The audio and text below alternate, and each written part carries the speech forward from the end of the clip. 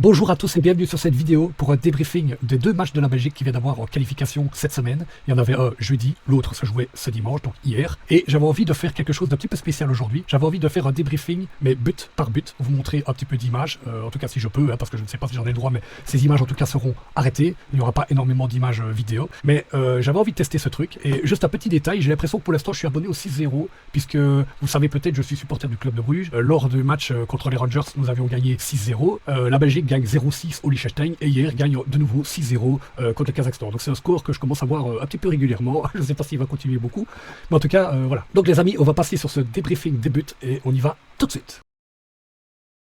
Donc voici le premier but tombé à la 28e minute de De Kuiper. On a Zeno de Bast qui va ouvrir sur la droite, qui va donner ce ballon à Meunier. Meunier la récupère, mais il sait déjà plus ou moins ce qu'il va faire avec ce ballon. Donc là il contrôle.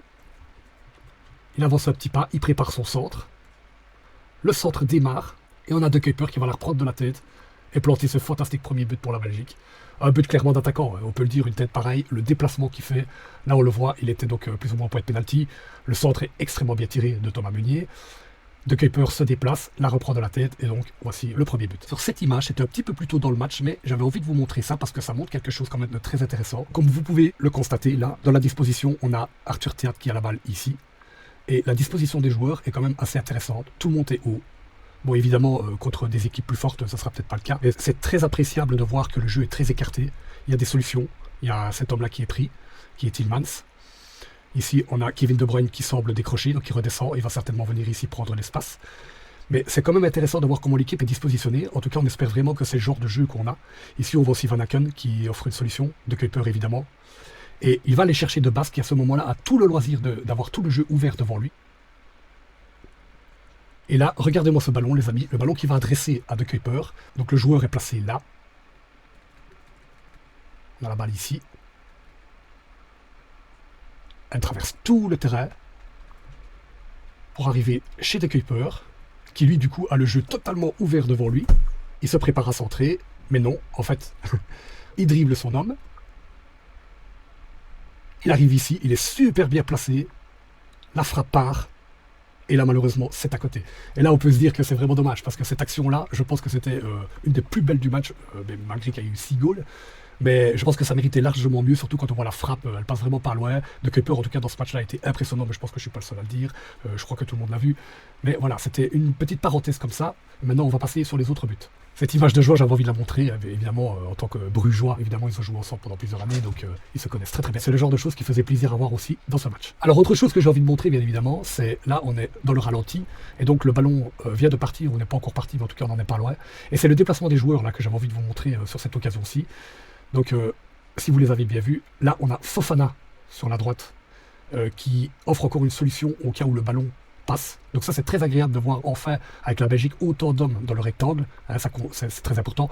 On a Doku ici qui est à l'extérieur du rectangle, ce qui est très bien parce que, admettons que le centre arrive et est repoussé par la défense, Doku peut être là pour interagir, même s'il y a deux joueurs du Liechtenstein là, très bien placés également.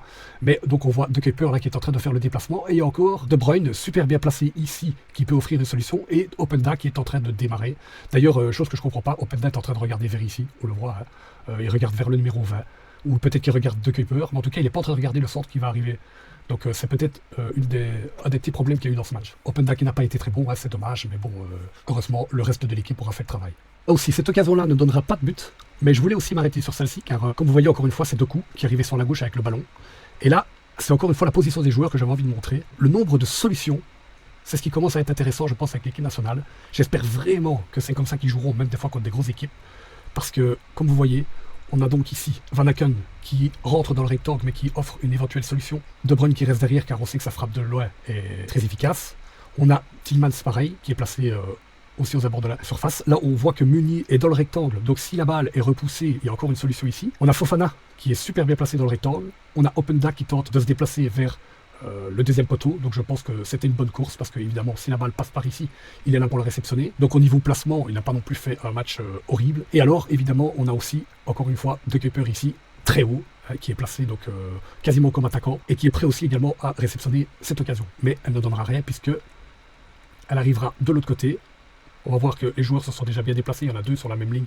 Van Aken est toujours aux abords du rectangle. Et là j'avais envie de montrer, les commentateurs l'ont très bien signifié, mais regardez cette passe de De Bruyne là. en cloche.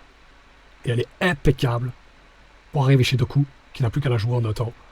Et c'est Fofana qui malheureusement va la reprendre, mais elle finira au-dessus. Cette frappe de théâtre aussi, quelques minutes plus tard, il est super bien placé, il va tenter une frappe comme il a déjà fait quelques fois dans sa carrière, et là elle partait vraiment bien. Boum, c'est le moment où il shot. Là comme on voit, la balle est super bien partie, elle avance, et boum, ça percute le piqué, enfin la latte transversale. Vraiment incroyable occasion de théâtre. Voilà, j'ai fait exprès d'arrêter sur cette image parce que comme vous voyez la position de théâtre, il est très très bien placé pour mettre cette frappe. C'est dommage que la balle, en fait elle retombe, mais pas assez. Voilà, je crois que c'est mieux comme ça se voit mieux comme ça. Là, elle est décollée, elle vient de partir sur cette trajectoire-là, et elle va redescendre, mais malheureusement pas assez, puisque, vous le voyez, ping. Donc c'était une occasion exceptionnelle. Je pense que tout le monde l'a vu, et les trois quarts des personnes se sont levées de leur siège en pensant qu'il y aurait le deuxième but enfin, mais c'était pas sur celui-là qu'il sera tombé. Ici, on est sur le deuxième but, et là aussi j'avais envie vraiment de vous montrer encore une fois ce petit détail. Détail qui fait plaisir avec la Belgique. Donc c'est une attaque qui se passe sur le flanc gauche. Là, la balle est en train d'arriver vers Fofana. Comme vous le voyez, la balle est à 2 doigts de sortir, mais il l'empêchera. Mais c'est le nombre de personnes, encore une fois, que j'ai envie de souligner. On a 3 joueurs là dans le rectangle. Il y a quelques années, ça n'arrivait pas. Et c'était frustrant avec les Diables de voir des fois une attaque qui se faisait et il n'y avait personne dans le rectangle pour récupérer cette balle. Mais là, on voyait 3 joueurs. Openda au point de penalty. Pour moi, encore une fois, il est bien positionné. Au niveau positionnement, on ne peut pas vraiment le reprocher à Openda. Dans ce match, c'est clair qu'il n'a pas marqué. Il n'a pas été très bon. Mais il n'était pas spécialement non plus mal mis pour essayer de sonner des ballons. Ici, ça aurait très bien pu arriver vers lui au point de pénalty et pouvait la reprendre. Mais c'est pas du tout comme ça que l'action va se passer. Là, on voit encore une fois De Bruyne dans le rectangle, Doku ici à droite. Donc les joueurs sont très très bien placés pour récupérer cette balle. La balle va arriver ici dans le rectangle. Comme on voit, c'est De Bruyne qui fait le déplacement pour aller la chercher. Il se bat mais il perd le duel. C'est quand même un joueur du Liechtenstein qui la récupère. Il va d'ailleurs la dégager. Et là, on a Tielemans qui est au dehors du rectangle. Comme je vous disais tout à l'heure, c'est très important, car là, on avait Van Aken qui était au dehors du rectangle, qui a fait un petit déplacement comme ceci. Il y a Tielemans qui vient de là, qui est super bien placé. Et on avait quand même Meunier qui arrivait sur la droite, au cas où Tielemans n'avait pas de solution de frappe. Il avait encore l'occasion d'ouvrir sur la droite avec la course de Meunier qui pouvait peut-être amener quelque chose de dangereux. Évidemment, ça se passe de commentaires. Je pense que je vais la mettre en live. Openda et la reprise de Tielemans, c'est goal. Voilà, c'est suffisant. On va la remettre vite fait. Boum, la frappe. Elle part très très bien. Boum, et elle est dans le goal. Fantastique, évidemment. 0-2 pour la Belgique. On passe ensuite au goal suivant. Alors, ce troisième but aussi est magnifique. On revoit encore une fois, c'était sur un corner de De Bruyne. Mais ce que je voulais montrer surtout, c'est le ballon de De Bruyne, là. La frappe qu'il va faire. Regardez-moi ça. Ce ballon est excellemment tiré, mais malheureusement, il devrait être un petit peu plus ici, dans cette zone-ci, vers le point de pénalty, mais il est un petit peu décalé. Il va être repris par la défense du Liechtenstein. Et heureusement, De Kuiper est derrière. Donc encore une fois, comme je vous disais, cette couverture en dehors du rectangle est très intéressante parce qu'on voit que tous les ballons sont récupérés par les Diables dès qu'ils sont repoussés par la défense adverse. Donc la défense adverse en a plein les pieds. Et ça, c'est très bon pour nous. De Kuiper contrôle cette balle. Là, il a dépassé son défenseur. Il avance un petit peu. Le centre est parti. Il va arriver très bien tiré. Et encore une fois, voilà, on a 2 joueurs ici qui sont susceptibles de reprendre cette balle. Si elle est repoussée, on a une solution ici avec De Bruyne qui arrive et qui peut couvrir toute cette zone. On a Fofana qui peut aussi revenir ici. Et on a quand même Openda là. Donc encore une fois, Openda, si la balle peut venir ici, il saura peut-être rien faire parce qu'il y a comme 4, 5, 6 joueurs même. Il y a 5 joueurs devant lui. Mais en tout cas, les solutions sont là en cas de non-but. Mais voilà, c'est Théâtre qui va la reprendre de la tête. Et c'est le 3-0. Le gardien, évidemment, aurait pu faire largement mieux. Si c'était une équipe plus forte, ce serait peut-être pas goal celui-là. Et nous voici au 4e but. 4e but que je trouve qui est pas loin d'être le plus beau. Malgré la frappe de Tielemans qui était très belle. Mais en tout cas, cette occasion-là méritait vraiment d'être notée. Car c'est le jeu collectif là qui est beau. Donc De Bruyne a cette balle. Il y a plusieurs solutions. On a un joueur ici. On a Salemaker, ça qui arrive sur la droite, qui vient de remplacer Doku, si je dis pas de bêtises. Là, on a donc Van Aken. On sait que ces 2 joueurs, encore une fois, leur vision, elle est incroyable. Et ils vont montrer sur cette action-là. On a De Bruyne qui va ouvrir. Malheureusement, Van Aken a avancé un petit peu de trop. Cette balle arrive, malheureusement, derrière lui. Donc il va devoir s'y prendre à 2 fois pour la contrôler. Donc, là, la balle est pratiquement perdue. Le joueur qui est là, logiquement, la reprend. Encore une fois, si c'est une grosse équipe, la Croatie, l'Espagne, la France, l'Italie. Là, évidemment, le joueur revient. Celui-là se déplace. Van Aken n'a peut-être pas ce ballon. Mais en tout cas, là, sur cette action-ci, il va se battre. Il va l'avoir avant le joueur. On le voit, il a été plus rapide. Ici, il a 1 seconde pour repérer ce qu'il va faire. Il a vu De Bruyne, il a vu le trou, il sait déjà où il va la mettre. Et c'est ça qui est incroyable. La balle part, pif, De Bruyne la récupère, c'est repris en un temps, et c'est goal. Alors à ce moment-là, les commentateurs ont pensé que le goal était inscrit par De Ketelaar. Mais moi personnellement, je savais déjà que c'était De Bruyne, j'avais vu que De Ketelaar n'avait pas touché. Donc voilà, c'était juste une petite parenthèse comme ça. En tout cas, ce goal de De Bruyne sur la passe décisive de Van Aken était super bien construit. Et encore une fois, j'espère que c'est ce qu'on verra dans le futur avec l'équipe nationale, même contre des grosses nations. Bien sûr qu'il a touché son premier ballon. Voilà, Incroyable. malheureusement, non, Ça va faire mal à... le 5e but, c'est un penalty. Donc c'est tombé sur cette faute là, sur Théâtre, qu'on voit à terre. Il vient de se faire toucher le visage apparemment par le joueur. Et par contre, sur ce coup-là, je suis d'accord avec Philippe. Pour moi, on va revoir la phase là, juste ici. Voilà, je pense que là, on va pouvoir bien voir. Le joueur, lui, est ici. Et pour moi, son intention est totalement de jouer le ballon. La balle arrive vers lui. Hein, on est clair là. Il lève le pied. Voilà. Donc là aussi, je suis d'accord, comme je venais de le dire, c'est Théâtre qui va vers ce ballon, qui met sa tête vers ce ballon. Donc ce penalty, c'est bien beau, mais il faut avouer qu'il est quand même très très léger. On va dire comme ça, on va utiliser ce mot-là. Regardez bien ce moment. Là. Voilà. La balle est reprise par le pied du joueur et je suis même pas sûr que la tête de Théâtre est touchée en vrai. Regardez bien ça. Je pense que c'est même lui qui vient cogner sur le pied après que le ballon soit parti. Alors on peut éventuellement siffler pied dangereux, coup dangereux dans la surface parce que le joueur a levé le pied haut. Mais honnêtement, pour moi, il n'y avait pas faute là sur ce coup-là. Vous ne pouvez pas siffler une faute là-dessus. Le joueur, clairement, là, il joue le ballon. À aucun moment, il a l'intention de jouer Théâtre. Et comme le disait Philippe, il ne le voit même pas arriver. Donc comment est-ce qu'il peut savoir que le joueur va venir mettre sa tête? Donc c'est un penalty léger. Penalty qui sera inscrit par Tielemans. Tielemans qui mettra donc son second but du match. On va le voir en vitesse. Belle frappe. Voilà. J'avais juste envie de montrer cette image parce qu'on voit quand même que Tielemans frappe bien. Il est quand même bien placé aussi. Sa position du corps est bonne. Donc on sait que la frappe sera assez rapide et assez bien cadrée. Et encore, le gardien était vraiment bien placé. Là aussi, si c'est une grande nation, pas sûr que ce penalty rentre. Hein. Avec un meilleur gardien au goal, peut-être que non. Et là, donc, on va passer sur ce 6e but. Ce 6e but de Fofana. Donc il arrive sur la gauche. Là, ça a été un flanc quand même où on a eu pas mal de grosses actions. Hein. Le flanc droit du Liechtenstein était très faible. C'est quasiment par là qu'on est chaque fois passé. C'est par le flanc gauche. Donc Fofana ici, qui va remettre à Saelemaekers qui, voilà, vous l'avez vu, cette incroyable talonnade. Ça en entend. Il la voit arriver, il sait déjà ce qu'il va faire. Boum, il lui remet, paf, frappe, et c'est but. Alors, c'est aussi un des très très très beaux buts du match, surtout grâce à la talonnade de Saelemaekers qui est incroyable. Mais voilà, c'est le jeu collectif, et c'est ça qu'on aime en tout cas avec cette équipe-là, c'est qu'on sent un collectif plus fort, on sent une envie d'être plus offensif. Et vraiment ça, j'espère que ça va rester. Vraiment, parce que je pense que c'est ce qui nous manquait ces dernières années. Et il faut vraiment espérer que l'équipe continue, en tout cas sur ce qu'on a vu sur ces deux matchs-là. Parce que maintenant, on va passer aux autres buts qui ont eu lieu contre le Kazakhstan. Donc première chose, vous jouez avec le maillot rouge aujourd'hui. Ça déjà, ça fait plaisir parce que le maillot bleu, on l'aime bien, mais voilà, c'est un maillot qui nous déçoit un peu en tant que supporter belge. On préfère le rouge, quoi qu'il arrive. Et alors, première chose à noter, et je pense que ça, tout le monde s'en souvient, c'est la présence de Ketelaar qu'on voit ici. Des Ketelaar préférés donc en pointe à la place d'Openda. Ce qui était une bonne idée, une bonne solution, parce que ce n'est pas vraiment un buteur, mais du coup c'est un pied d'appui qui peut permettre au milieu et aux ailiers de monter plus haut et d'être plus dangereux, notamment dans le rectangle. Donc c'est quelque chose d'encore une fois très intéressant, qui sera certainement réitéré lorsqu'il y aura des absences de Romelu Lukaku. Alors pour commencer, je dirais d'abord que je suis quand même assez triste pour le gardien du Kazakhstan, parce que voilà, là comme vous voyez, on est à la 22e minute. Le gardien a déjà multiplié plusieurs arrêts, plusieurs bels arrêts. D'ailleurs, il y en a encore un ici. On va le voir avec la frappe de De Bruyne. Elle est quand même assez bien tirée, même si elle est très centrée. Enfin, elle est très centrée. Mais le gardien, regardez l'arrêt. Franchement, il était là. Il fallait le faire, quoi. Et c'est pas le seul qui l'aura fait dans ce match. Vraiment, le gardien, pour moi, aura été très bon. Aura marqué quelques points. Peut-être qu'il aura même été repéré par une équipe européenne, un peu plus huppée. En tout cas, je lui sais et je l'espère pour lui. Mais voilà, c'est dommage parce que t'en prends 6, alors que jusque-là, c'était clairement toi l'homme du match côté kazakh. Juste après ça, comme vous voyez, nous sommes à la 25e minute, donc quelques petites minutes plus tard. Et là, j'avais envie de montrer quand même cette action-là avant de montrer les buts.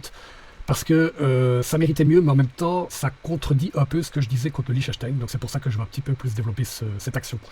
Donc là, on a Doku qui va démarrer, qui vient de récupérer la balle ici sur ce joueur. La balle arrive chez De Ketelaar, qui va lui remettre en un temps. Donc là, ça y est, Doku est parti. On est sur un contre 1 où le défenseur est complètement battu. Ça se voit, voilà, il lui prend 4 mètres, 3-4 mètres. Et là, ce qui est dommage, c'est que, voilà, on va arriver à ce qu'on a souvent comme cas avec Doku. Il arrive, et là, il sait pas vraiment quoi faire. On voit bien que il y a le joueur derrière, il pourrait éventuellement lui remettre. Là, il veut essayer de rejoindre De Bruyne, mais il y a le joueur là qui couvre la zone, donc il ne peut pas faire cette passe. C'est impossible. En plus, il y a lui qui est pas loin. Donc là, à partir de ce moment-là, il est coincé. Il ne sait pas ce qu'il doit faire. On va le voir. Il va patauger. Il va tenter un geste, mais il va se la faire prendre. Il va quand même essayer d'aller reprendre le ballon. Il va la récupérer. Il va vouloir la redonner sur l'autre côté. Mais encore une fois, c'est échoué. Comme vous le voyez, là, normalement, la balle aurait pu partir comme ça. Bon, c'est vrai que le joueur, attention, le défenseur fait ce qu'il faut. Hein. Mais là, je pense que l'idée de Doku, c'est je frappe. C'est pour ça que cette balle est repoussée. Parce que s'il cherche à aller de l'autre côté, peut-être qu'il a plus d'ouverture, il peut essayer de tenter une cloche. Ou la remettre derrière, encore une fois. Il y a De Ketelaere, je pense, De Ketelaere qui suit. Donc il aurait pu tenter peut-être une talonnade. Mais là, non, il va tenter de la jouer perso. C'est un peu le genre de petit problème qu'on a avec Doku. C'est un excellent joueur que j'adore, qui fait beaucoup de percussions, qui d'ailleurs aura mis finalement 2 buts dans ce match-là. Mais sur cette occasion-là, tu lui en veux un peu. Surtout que si tu es contre une grosse nation, t'en auras peut-être pas 10 des occasions. Donc une occasion comme ça, faut pas la bâcler, faut pas la gâcher. T'arrives dans le rectangle, il faut absolument trouver une solution. Tu peux pas laisser l'action s'échouer comme ça. Surtout qu'après, voilà, on a quand même De Kuyper qui vient récupérer ce ballon, parce que la défense kazakh n'est pas assez rapide que pour aller le rechercher. Et elle sera quand même assez bien tirée. Bon, pour moi, dans le direct, elle sortait. Il semblerait, avec les ralentis, qu'elle était cadrée. Mais je pensais vraiment que pour moi, elle sortait, que le gardien avait fait un peu l'arrêt inutile. Donc on va aller là sur le premier but de ce match. Un premier but qui est fantastique, hein, évidemment. Donc on a le ballon qui va arriver vers Trossard, qui va tenter un contrôle orienté, mais pas pour lui, pour De Ketelaere. De Ketelaere arrive, il rate un petit peu son contrôle lui aussi, parce que la balle arrive un peu vite. Mais la lucidité est là pour tenter cette petite talonnade. Cette talonnade est superbe. On va voir la frappe de De Bruyne et bam dans la lucarne. Mais vraiment fantastique. Cette action-là, elle est incroyable. Vraiment, pas besoin d'en dire plus. Je pense que vous l'avez vous-même vu là. Et voilà, on a un très très beau goal. Talonnade de Ketelaere comme dans le match précédent. Talonnade de Saelemaekers. Ici, voilà, c'est un geste technique de toute beauté. C'est une action technique même de toute beauté. Donc on va aller au deuxième but puisqu'il est quelques petites secondes plus tard. À peine le temps de fêter le but et de souffler. Les supporters n'ont même pas eu le temps d'aller chercher une bière que c'est déjà reparti.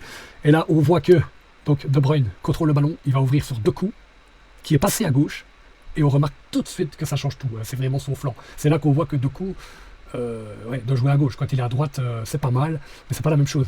Ici, la balle arrive chez lui, donc là, il vient de récupérer la balle, et va lui falloir à peine 2 petites touches.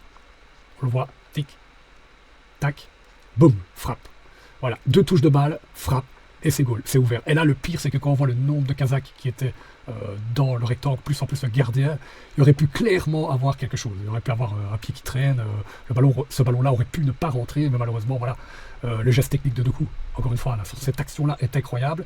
Mais en plus de ça, les joueurs aussi sont d'un niveau pas exceptionnel, ce qui explique sans doute cela. Alors, ce troisième but aussi est très intéressant, car on revient sur ce que je disais lors du match précédent. On a ici Tielemans qui vient d'adresser un centre, et encore une fois, c'est le nombre de solutions dans le rectangle que moi j'apprécie beaucoup. C'est sûrement ce qu'a apporté Rudy Garcia, en tout cas maintenant, sur ces 2 rassemblements-là. C'est ce qui est intéressant. Là, on voit que le centre est parti, est monté très haut, et malgré toutes les solutions, c'est vers Doku qui va arriver. Doku la reprend ici, comme on le voit, il vient de la reprendre en un temps. Mais c'est Rasquet qui va la repousser dans le goal. Alors là, moi aussi, je pensais que Doku avait marqué, mais au ralenti, on se rend bien compte que non, en fait, finalement, c'est Rasquet qui la reprend, et que s'il la touche pas, elle sort. Donc finalement, le goal est complètement pour Rasquet. Doku est donc à l'assist. Je vous remonte avec le ralenti, la reprise de Doku, et d'ailleurs, elle part un peu bizarrement, elle passe en dessous de la jambe du Kazakh, ce qui est spécial. D'ailleurs, elle est un petit peu déviée, je pense. Et puis, voilà. Donc là, on voit bien. C'est pour ça que je montre, parce que avec cette image-là, on voit bien que si Rasquet met pas le pied, elle retombe ici et elle est dehors.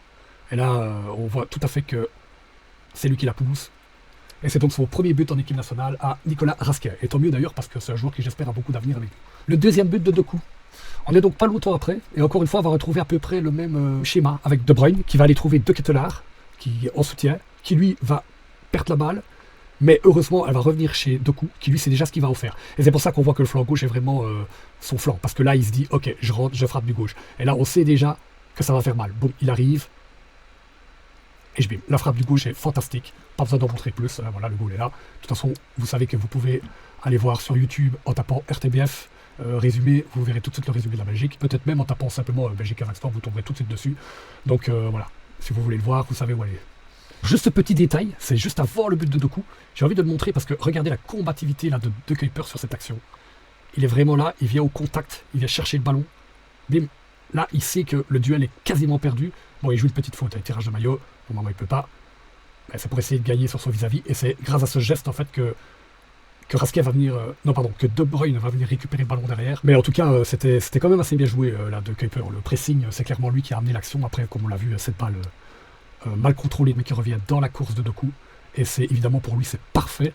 Il est vraiment à un endroit idéal pour venir adresser une frappe. Ici, À partir de ce moment-là, quand on voit son pied, quand on voit le gardien placé, on sait qu'elle est dedans. Évidemment, encore une fois, hein, c'est le gardien du Kazakhstan. Hein. Un gardien d'une plus grande nation plonge, ferme l'angle plus, ou est plus dans son goal. Les défenseurs sont plus là aussi dans l'action. Il y a peut-être quelqu'un au deuxième piquet. Donc tout ça, ça peut jouer. Mais ici, c'est clair que voilà, quand on voit la position, la frappe, elle est légèrement envolée. Le gardien, il est déjà à moitié assis là, il est déjà à moitié couché. Donc forcément, voilà, ça, c'était but. Ce 5e but tombé à la 83e minute. Là aussi, il y a beaucoup de choses à dire sur ce but-là. Donc là, encore une fois, on a De Ketelaere là qui a le ballon, qui le contrôle fantastiquement, qui va aller chercher Salemakers. Salemakers contrôle, mais il y a les 2 hommes derrière lui, donc il sait qu'il ne saura pas se retourner. Donc il a 2 solutions. C'est soit il ouvre vers Van Aken qui vient de rentrer, qui est juste à sa droite, ou il donne dans la course de De Bruyne, qui est en train de l'entamer. Donc on le voit, boum, il a démarré. Il a fait un geste, Salemakers, pour essayer quand même de s'ouvrir le chemin du but. Je pense que c'est ce qu'il voulait. Il voulait frapper. Et puis il s'est rendu compte donc, que le joueur le suivait d'un petit peu trop près. D'ailleurs là on revoit avec ce geste, avec le crochet qu'il vient de faire là. Je pense que c'est parce qu'il arme sa frappe. Et à la dernière seconde, il se dit « Ah non, le joueur est devant moi, je ne peux pas frapper. » Donc je contrôle, je donne à Kevin qui a l'air mieux placé. Et heureusement, puisque Kevin, lui, frappe en un temps et inscrit donc son 2e but de ce match. Comme vous voyez, une frappe sèche, une belle petite frappe, une belle action. Mais je suis quand même convaincu, moi, que Salemakers râle à ce moment-là. Parce que je pense qu'il voulait marquer. Ça se voyait, puisque un petit peu avant, il avait eu quelques occasions, c'est lui qui frappait au goal. Donc je pense vraiment qu'il voulait marquer. Malheureusement, là, l'occasion ne s'est pas présentée pour lui. Il a ouvert sur Kevin, c'est Kevin qui marque. Donc je pense qu'il râlait un petit peu. Et peut-être que Van Aken aussi, parce qu'il espérait peut-être avoir le ballon dans sa course au début de l'action. Donc peut-être que ces 2 joueurs sont un petit peu déçus de ne pas avoir inscrit le but à la place de Kevin. Il faudra leur poser la question. Une belle image ici, une belle image, j'ai envie de la noter, parce que voilà, une belle image de solidarité entre les joueurs belges. Et là, on a un Brugeois, un de Genk et un Anderlechtois. Donc ça, c'est beau. Ça c'est, en termes d'unité, c'est une très très belle image. On arrive donc sur ce dernier but inscrit par Thomas Meunier. Donc là, on voit que le défenseur du Kazakhstan repousse la balle. Salemakers redonne à Meunier qui frappe en un temps. Une très belle frappe quand même. Mais encore une fois, là, je pense que c'est vraiment le goal où le gardien a quelque chose à se reprocher. Parce que sur ce but-là, je pense vraiment qu'il peut faire mieux. Je vais revenir un peu en arrière pour revoir la frappe. Mais voilà, la frappe est très bien tirée de Thomas Meunier. Il sait où il veut la mettre. Il sait qu'il veut la mettre à ras du poteau. Donc elle part très très bien. Mais là, le gardien a tout le loisir de faire quelque chose. Donc vraiment, c'est dommage parce qu'il avait fait un très très gros match. Là, comme on le voit, il attend donc que la frappe arrive pour se coucher. Et au moment où il décide de se coucher, voilà, là, il doit commencer à essayer à entamer son plongeon. Et c'est seulement maintenant qu'il va plonger. Donc c'est trop tard. La balle est partie. C'est fini. Là, tu ne sais plus rien faire, à moins que tu essaies de tordre le bras, un arrêt miracle. Mais voilà, son plongeon a eu peut-être 1 seconde trop tard. Ce qui fait que malheureusement, il n'a pas ce ballon. Et c'est le 6e but de la Belgique. Donc voilà les amis, je pense que le contrat est rempli. Les joueurs ont fait les matchs qu'il fallait. Les 6 points sont là. On a marqué 6 buts dans chaque match. Je reviens dans le format habituel pour terminer cette vidéo. Voilà, j'espère que c'était concret. J'espère que j'ai dit tout ce que j'avais envie de dire. Que l'analyse de ces buts était quelque chose d'intéressant car c'est la première fois que j'essayais ça. Donc j'espère que c'est quelque chose qui vous a plu. Là, on était sur une analyse plutôt tactique où on voyait le déplacement des joueurs. On voyait un peu comment se positionnait l'équipe et un peu ce que voulait apporter l'entraîneur. Moi, je pense en tout cas que maintenant, Rudi Garcia commence tout doucement à amener sa patte. On commence à la voir. Un football à l'ancienne, comme dirait mon ami, qui fait plaisir à voir. On n'hésite pas à écarter le jeu. On n'hésite pas à centrer dans le paquet. On n'hésite pas non plus à tenter à frapper de loin quand il n'y a pas de solution. C'est vraiment des choses qu'on est très content de voir et qu'on est impatient de voir si ça va continuer par la suite contre 2 plus grosses nations. On sait que dans les 2 prochains matchs, on va affronter le Pays de Galles. Donc ça, je pense, une confrontation intéressante pour retester un petit peu notre niveau, pour savoir, puisque lors du dernier match, il ne faut pas oublier qu'ils nous ont quand même mis 3 buts et que sur ces 2 matchs qu'on vient d'avoir là maintenant, la défense n'a pas vraiment été mise à rude épreuve et c'est surtout ça qu'il faut tester. Offensivement, on sait que les Belges sont très forts, on sait que les Diables ont des qualités qui sont capables de mettre justement 6 buts dans un match. Ça, c'est quelque chose qu'on sait déjà. Mais par contre, ce qu'on veut voir, c'est si défensivement on est capable d'empêcher certaines actions. Car le Kazakhstan a quand même eu 2 occasions, dont une où le joueur fait remonter de 40 mètres pour arriver devant le goal et il arrive encore à frapper. Heureusement que Courtois est là, parce que si c'est un autre gardien, qui sait ce que ça aurait pu donner. Mais ce qui est sûr, c'est que la défense n'a pas rassuré sur ces 2 matchs puisqu'elle n'a pas eu grand chose à faire. Donc il faudra la tester plus tard, contre des plus grosses équipes. Je pense de toute façon que c'est ce qui va se passer. Mais ce sera très intéressant pour, je pense, la suite de l'aventure et surtout pour la Coupe du Monde 2026, voir vraiment si on peut s'appuyer sur cette défense-là ou s'il va falloir changer autre chose. Moi personnellement, de Théâtre et de Bast, ça me convainc assez pour le moment, même si j'aurais préféré en tant que Brugeois avoir Mekele évidemment. Mais c'est sûr qu'en tout cas, voilà, pour l'instant ça rassure, et espérons que ça continue sur la même lancée. En tout cas, voilà les amis, j'espère que cette vidéo n'a pas été trop longue parce que je ne sais pas combien de temps elle a duré vu qu'il y a eu une analyse des buts seconde par seconde. Je voulais apporter un nouveau petit quelque chose parce que j'avais pas envie de faire un débriefing comme d'habitude, surtout que c'était 2 matchs très faciles. Voilà les amis, je sais pas quand on se verra, mais à la prochaine.